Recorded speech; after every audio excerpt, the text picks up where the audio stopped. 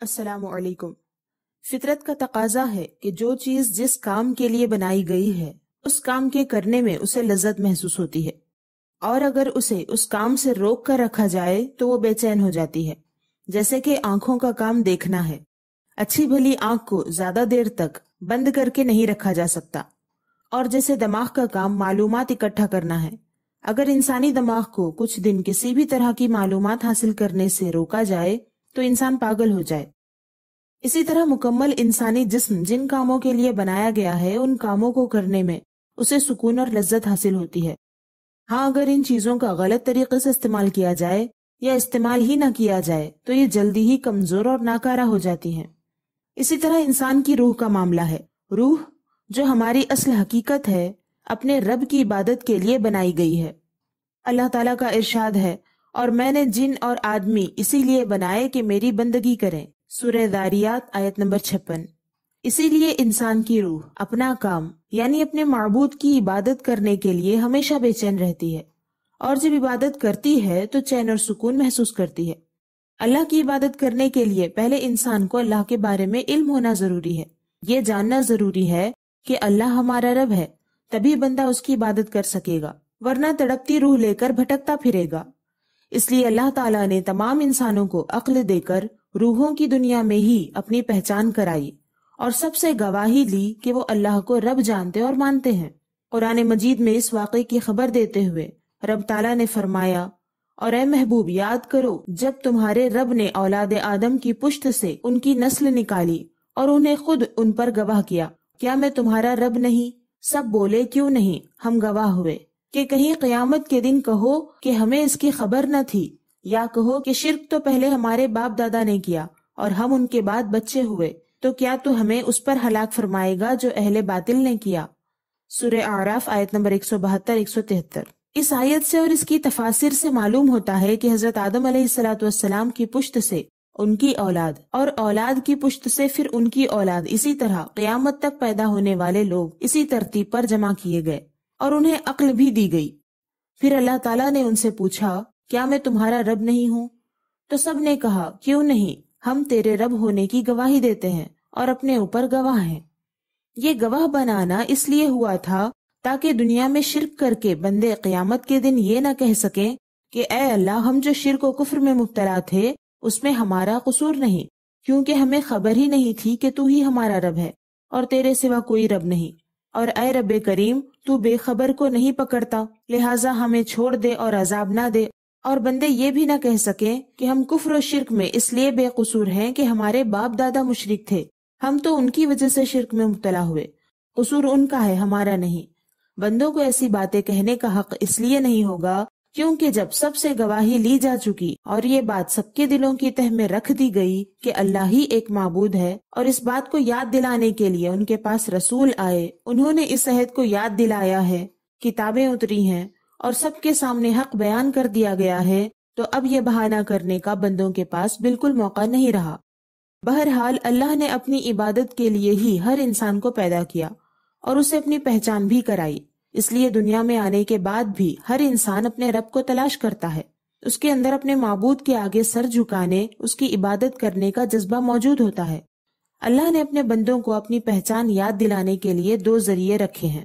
ایک تو وہ جس کا ذکر اللہ تعالیٰ نے اس طرح فرمایا ہے۔ اللہ تعالیٰ کا ارشاد ہے، ابھی ہم انہیں دکھائیں گے اپنی آیتیں دنیا بھر میں اور خود ان کے آپے میں، یہاں تک کہ ان پر کھل جائے کہ بے شک وہ حق ہے۔ کیا تمہارے رب کا ہر چیز پر گواہ ہونا کافی نہیں؟ سورہ حامیم سجدہ آیت نمبر 53۔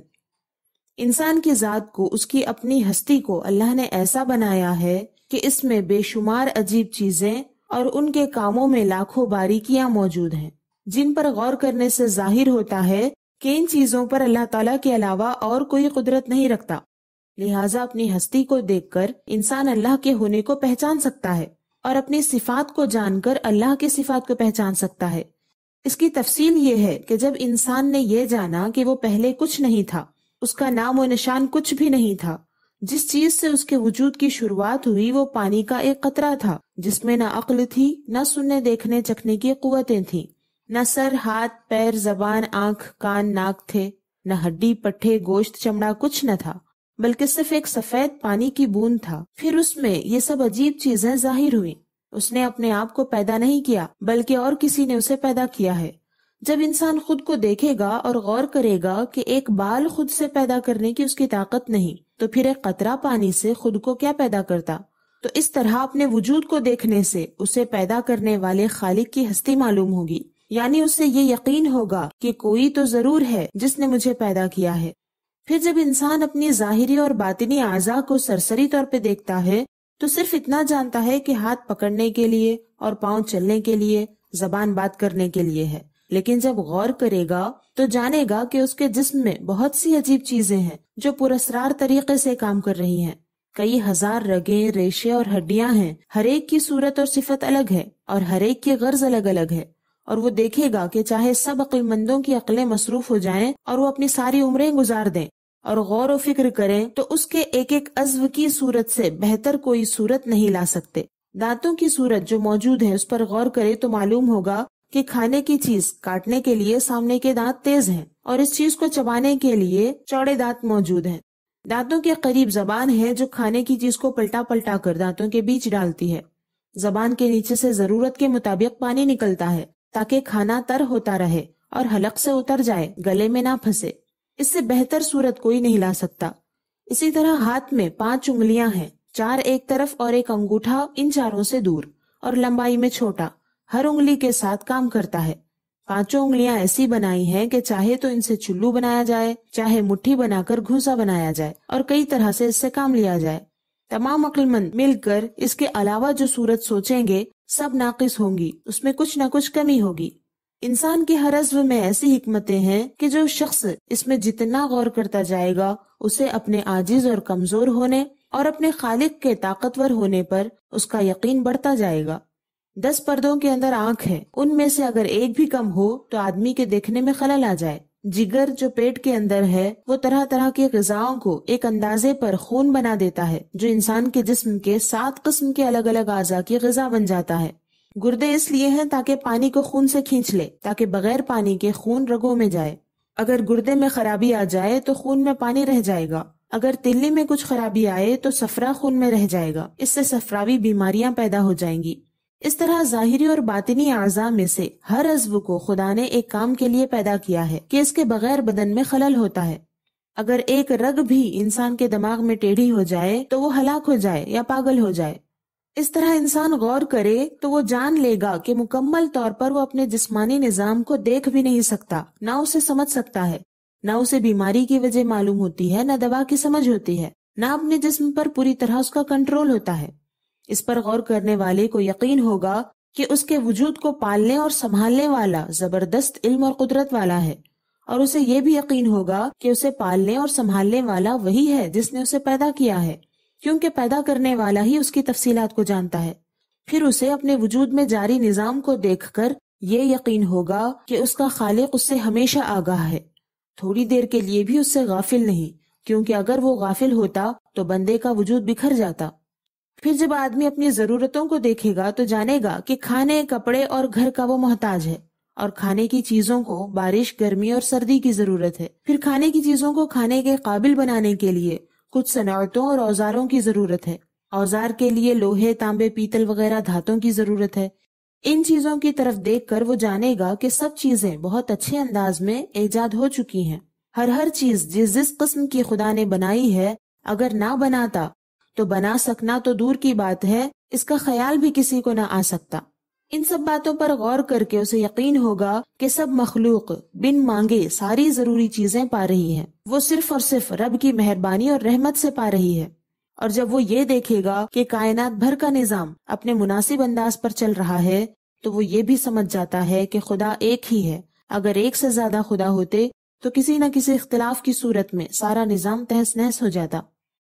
غرض کہ جب آدمی عقل سلیم کے ساتھ غور و فکر کرتا ہے تو اپنے پیدا ہونے سے، اپنے وجود سے اور اپنی ضروریات کے پورا ہونے سے، اور اسی طرح کائنات میں موجود بے شمار نشانیوں سے اپنے رب کے وجود اور اس کی صفات کے بارے میں جانتا ہے۔ اللہ کے رب ہونے کے بارے میں کوئی یاد دلانے والا نہ بھی ہو تو انسان پر فرض ہے کہ کائنات میں رکھی ان نشانیوں کو دیکھ کر وہ اپنے رب کو ایک جانے اور ایک مانے اور اسی کی عبادت کرے۔ اس طرح غور و فکر کر کے صحیح نتیجے پر پہنچنا اسی وقت ممکن ہے جب عقل صحیح سلامت ہو، لیکن چونکہ شیطان لعین جو انسان کا ازلی دشمن ہے، وہ شرک سکھا کر انسان کو اس کے مقصد حیات سے ہٹانے کی بھرپور کوشش کرتا ہے، طرح طرح کے وسوسے ڈال کر وہ انسان کو گمراہ کرتا ہے۔ اس لیے اللہ تعالیٰ اپنے بندوں کی مدد کے لیے ہر زمانے میں اپنے نبیوں کو بھیجتا رہا تاکہ وہ انسانوں کو یاد دلائیں کہ سب کا خالق و مالک صرف اللہ ہے، اس کے سوا کوئی معبود نہیں۔ اللہ تعالیٰ کا ارشاد ہے، اور بے شک ہر امت میں سے ہم نے ایک رسول بھیجا کہ اللہ کو پوجو اور شیطان سے بچو، سورہ نحل آیت نمبر 36۔ اور اس کے علاوہ اللہ تعالیٰ نے اپنا کلام اتارا جس میں عقیدہ توحید یعنی اللہ کے ایک معبود ہونے پر اس نے بے شمار دلائل قائم کیے، نشانیاں دکھائیں، مثالوں سے سمجھایا اور اپنے بندوں پر لازم کیا کہ ان رسولوں کے ذریعے وہ اللہ کے افعال و صفات کے بارے میں جانیں۔ نبیوں نے بڑی خوبی سے اللہ پر ایمان اور اس کی عبادت کی تعلیم دی، لیکن ہر دور میں ایسے لوگ بھی رہے جنہوں نے اپنے عہد کو توڑا، انہوں نے شیطان کی پیروی کی اور اللہ کے علاوہ جھوٹے معبودوں کی عبادت کی، نبیوں اور کتابوں کو ماننے سے انکار کیا، یہاں تک کہ اللہ کی کتاب کو بدل ہی دیا۔ تو پھر اللہ تعالیٰ نے اپنے محبوب حضرت محمد مصطفیٰ صلی اللہ علیہ وسلم کو سب سے آخر میں ایسی کتاب اور ایسا دین دے کر بھیجا جسے کوئی بدل نہیں سکتا، کیونکہ اس کتاب اور اس دین کی حفاظت کی ذمہ داری خود اللہ تعالیٰ نے لی۔ بندوں کو اپنی پہچان کرانے کے لیے اللہ نے ایسا کلام نازل فرمایا جس میں اس نے اپنی صفات اور اپنے افعال کا تفصیل سے ذکر فرمایا۔ اس کے علاوہ اللہ تعالیٰ نے اپنی ذات و صفات کے بارے میں رسول کریم صلی اللہ علیہ وسلم کو سب سے زیادہ علم عطا فرمایا، یہاں تک کہ انہیں اپنا دیدار بھی کرا دیا۔ اس لیے آپ صلی اللہ علیہ وسلم نے اپنے ارشادات میں بہت تفصیل سے اللہ کی ذات و صفات اور اس کے افعال کے بارے میں بیان فرمایا ہے۔ لہٰذا اب بندوں کو اللہ کے بارے میں صحیح علم اور اس کی عبادت کے صحیح طریقے صرف دین اسلام سے ہی معلوم ہو سکتے ہیں، اور آپ صلی اللہ علیہ وسلم کو اللہ کا رسول مانے بغیر کوئی شخص اللہ کی عبادت نہیں کر سکتا۔ اس لیے اللہ کے رسول صلی اللہ علیہ وسلم نے ایک مرتبہ صحابہ سے فرمایا، کیا تمہیں معلوم ہے کہ ایک خدا پر ایمان لانے کا کیا مطلب ہے؟ انہوں نے کہا، اللہ اور اس کے رسول بہتر جانتے ہیں۔ آپ صلی اللہ علیہ وسلم نے فرمایا، اس کا مطلب یہ ہے کہ اس بات کی گواہی دینا کہ اللہ کے سوا کوئی معبود نہیں اور محمد صلی اللہ علیہ وسلم اللہ کے رسول ہیں۔ حوالہ بخاری شریف کتاب العلم۔ معلوم ہوا کہ اسلام کی بنیاد جو عقیدہ توحید پر ہے، اس عقیدہ توحید کا مطلب یہ ہے کہ جو کچھ نبی کریم صلی اللہ علیہ وسلم نے بتایا ان سب باتوں پر ایمان لانا مسلمان ہونے کے لیے ضروری ہے۔ آپ صلی اللہ علیہ وسلم نے ہم غافل بندوں کو یہ یاد دلایا کہ ہم پر اللہ کا حق ہے، ہم اس کی ایسی عبادت کریں کہ کسی اور کو اس کے ساتھ شریک نہ کریں۔ آپ صلی اللہ علیہ وسلم نے فرمایا، فَإِنَّ حَقَّ اللَّهِ عَلَى الْعِبَادِ أَن يَعْبُدُوهُ وَلَا يُشْرِكُوا بِهِ شَيْئًا۔ بندوں پر اللہ کا حق یہ ہے کہ وہ اسی کی عبادت کریں اور اس کے ساتھ کسی کو شریک نہ ٹھہرائیں۔ حوالہ بخاری شریف، مسلم شریف۔ اور فرمایا، جو شخص سچے دل سے یہ گواہی دے کہ اللہ کے سوا کوئی معبود نہیں اور محمد اللہ کے رسول ہیں تو اللہ تعالیٰ اسے جہنم پر حرام کر دیتا ہے۔ حوالہ بخاری شریف، مسلم شریف۔ انسان کسی بھی صورت میں شیطانی وسوسوں کا شکار ہو کر اللہ کو نہ بھول جائے، اس لیے ہر حال میں بار بار اللہ کے ایک معبود ہونے کی گواہی دینا ضروری ہے۔ اس لیے اذانوں میں، نمازوں میں، یہاں تک کہ صبح و شام کی دعاؤں میں کئی ایک مرتبہ اس کلمے کو شامل رکھا گیا ہے تاکہ بندہ اپنے مقصد حیات کو بھول نہ پائے۔ حدیث مبارکہ ہے کہ جو شخص صبح و شام کے وقت لا الہ الا اللہ وحدہ لا شریک لہ لہ الملک و لہ الحمد وہو علی کل شیء قدیر پڑھے، یعنی اللہ کے سوا کوئی معبود نہیں، وہ اکیلا ہے، اس کا کوئی شریک نہیں، اسی کی بادشاہی ہے اور اسی کے لیے تعریفیں ہیں اور وہ ہر چیز پر قادر ہے، تو اس کے لیے یہ کلمات اسماعیل علیہ السلام کی نسل سے غلام آزاد کرنے کے برابر ہوں گے۔ اس کے لیے 10 نیکیاں لکھی جائیں گی، اس کے 10 گناہ مٹا دیے جائیں گے اور اس کے 10 درجات بلند کر دیے جائیں گے، اور اس دن شام تک کے لیے شیطان سے وہ حفاظت میں ہوگا، اور اگر وہ شام کے وقت کہے تو اس کے لیے صبح تک ایسا ہی ثواب ہوگا۔ حوالہ ابو داؤد شریف۔ اس کلمے کو یاد رکھنے کے لیے یہاں تک حکم دیا گیا ہے کہ اگر لوگوں کے ساتھ بات چیت کی محفل لگی ہو تو آخر میں یہ دعا پڑھ لینا چاہیے، سبحانک اللہم و بحمدک اشہد ان لا الہ الا انت استغفرک و اتوب الیک۔ اے اللہ تو پاک ہے، اپنی حمد کے ساتھ میں گواہی دیتا ہوں کہ تیرے سوا کوئی معبود نہیں، میں تجھ سے بخشش چاہتا ہوں اور تیری جانب رجوع کرتا ہوں۔ جو یہ دعا پڑھ لے تو اس مجلس کے گناہ معاف کر دیے جاتے ہیں۔ حوالہ ترمذی شریف۔ بہرحال مسلمانوں کو یہ حکم دیا گیا ہے کہ دن میں کئی مرتبہ بار بار اپنے عہد کو دہراتے رہیں، کیونکہ مرتے دم تک اس پر قائم رہنا ضروری ہے۔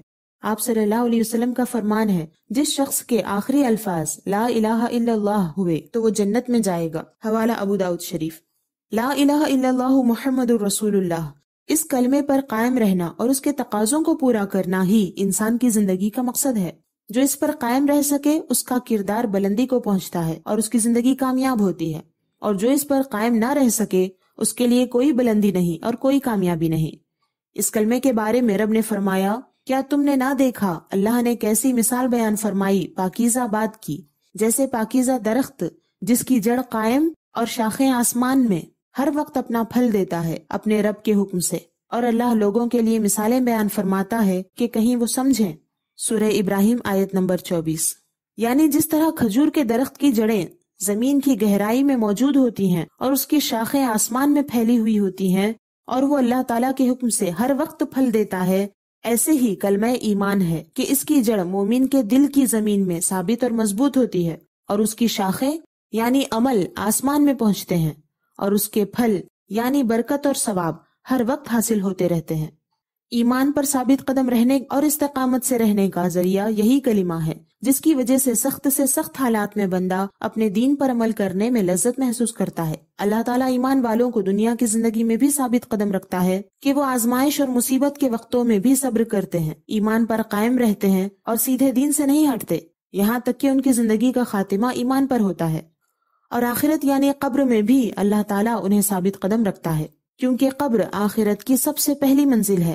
قبر میں مومن کلمہ ایمان پر کس طرح ثابت رہتا ہے، اس کی تفصیل اس حدیث سے معلوم ہوتی ہے کہ رسول اکرم صلی اللہ علیہ وسلم نے ارشاد فرمایا، مردے کے پاس 2 فرشتے آ کر اسے بٹھاتے ہیں، پھر اس سے کہتے ہیں تیرا رب کون ہے؟ وہ کہتا ہے میرا رب اللہ ہے۔ پھر کہتے ہیں تیرا دین کیا ہے؟ وہ کہتا ہے میرا دین اسلام ہے۔ پھر وہ کہتے ہیں یہ کون ہیں جو تم میں بھیجے گئے؟ وہ کہتا ہے وہ محمد الرسول اللہ صلی اللہ علیہ وسلم ہے۔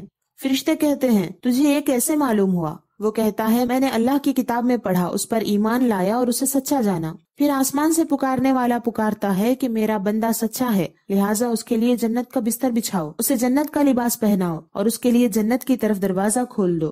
اس کے لیے جنت کا دروازہ کھول دیا جاتا ہے، اس تک جنت کی ہوا اور وہاں کی خوشبو آتی ہے، اور جہاں تک نظر جائے وہاں تک قبر چوڑی کر دی جاتی ہے۔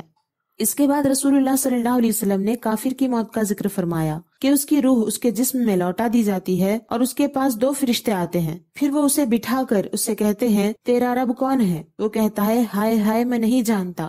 پھر اس سے پوچھتے ہیں تیرا دین کیا ہے؟ وہ کہتا ہے ہائے ہائے میں نہیں جانتا۔ پھر وہ کہتے ہیں کہ یہ کون ہیں جو تم میں بھیجے گئے؟ وہ کہتا ہے ہائے ہائے میں نہیں جانتا۔ تب پکارنے والا آسمان سے پکارتا ہے کہ یہ جھوٹا ہے، لہٰذا اس کے لیے آگ کا بستر بچھاؤ، اسے آگ کا لباس پہناؤ اور اس کے لیے جہنم کی طرف دروازہ کھول دو۔ پھر اس تک وہاں کی گرمی اور بو آتی ہے اور اس پر اس کی قبر ایسی تنگ ہو جاتی ہے کہ اس کی پسلیاں ادھر کی ادھر ہو جاتی ہیں۔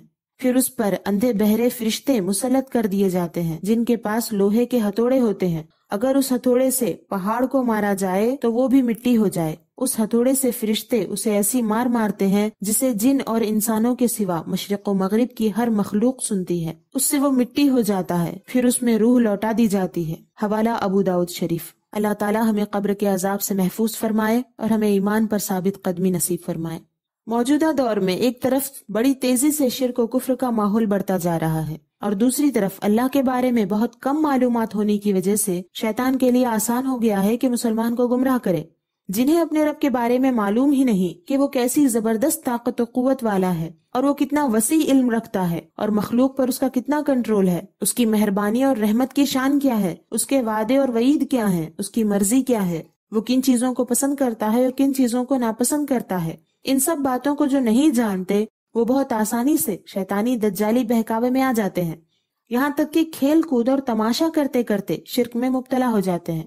ایسے حالات میں جو لوگ چاہتے ہیں کہ خود کو اور اپنی نسل کو اپنی پیدائشی مقصد پر قائم رکھیں اور اپنی روح کو سکون پہنچائیں، ان کے لیے ضروری ہے کہ قرآن و حدیث کی روشنی میں اپنے رب کے بارے میں تفصیل سے جانیں اور اسی پر یقین رکھیں اور اسی کے مطابق عبادت کرنے کی کوشش کریں۔ انشاءاللہ تعالیٰ اس چینل میں ایسی ویڈیوز بنانے کا ارادہ کیا گیا ہے جس میں یہ کوشش کی جائے گی کہ دلائل کی روشنی میں اللہ کے بارے میں صحیح عقیدے جاننے کے ساتھ ساتھ موجودہ دور کے دھوکوں کو بھی سمجھا جائے۔ آپ سے بھی گزارش ہے کہ روزانہ کچھ وقت اس کام کے لیے ضرور نکالیں جس میں یہ کوشش کریں کہ شیطانی راستوں پر بھٹکتے اور خواہشات میں گم انسانوں کو اللہ کی یاد اور زندگی کے مقصد کی یاد دلائیں۔ اپنا اور اپنے پیاروں کا خیال رکھیں۔ اللہ کے حکم رہیں۔ اللہ حافظ۔